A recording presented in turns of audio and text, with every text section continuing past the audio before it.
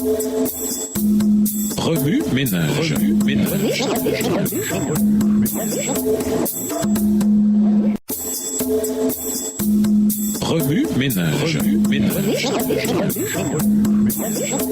Bienvenue dans votre émission. Remue ménage. Nous voilà à la leçon de dimanche. Intérioriser l'encre du temps de la fin. Daniel, maintenant âgé de plus de 80 ans, dut faire face à l'un des plus grands défis de sa vie. Semblable au thème du chapitre 3, le culte devient de nouveau une question centrale. Si au chapitre 3, Daniel n'était pas présent lors de l'épreuve dans la plaine d'Oura, en revanche, le chapitre 6 élimine sans doute quant à sa fidélité envers Dieu. Un décret fut publié disant que quiconque adorerait quelque dieu ou quelque homme, excepté le roi pendant 30 jours, serait jeté dans la fosse aux lions. Ce premier matin-là, Daniel sut qu'en ouvrant ses fenêtres et en priant Dieu, il signerait son arrêt de mort. Mais le prophète préférait mourir plutôt que de ne pas faire son culte personnel. L'exemple de Daniel constitue un legs de principes pratiques pour la vie de piété personnelle. Premièrement, le niveau d'engagement de Daniel était absolu. Le culte personnel était sa plus grande priorité de la journée. Pour lui, tout le reste était secondaire. Il avait développé toute sa vie cette habitude cruciale qui l'avait rendu prospère, tant dans sa vie professionnelle que spirituelle. Deuxièmement, Daniel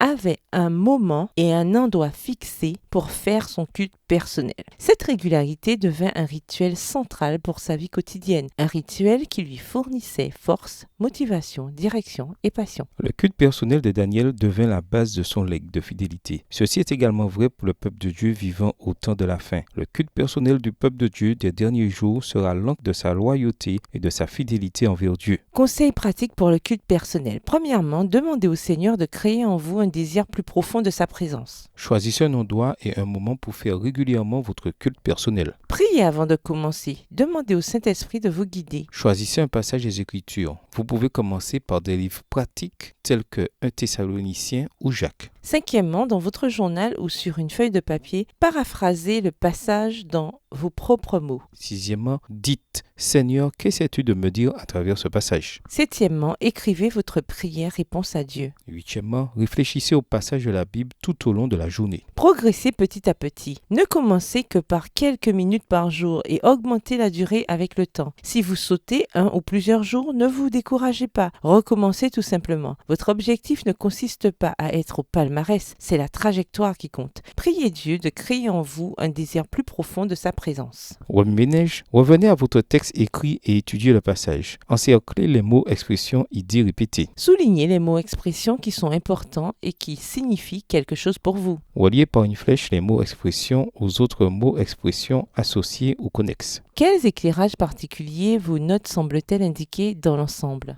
Mémorisez votre verset préféré tiré de Daniel 6. Écrivez-le plusieurs fois pour vous le rappeler plus facilement. Comment équilibrez-vous votre vie de piété, votre culte personnel et l'étude de l'école du sabbat? Quels avantages tangibles d'un culte personnel constant et profond avez-vous découvert? Au revoir. Et à demain si Dieu veut. Remue ménage.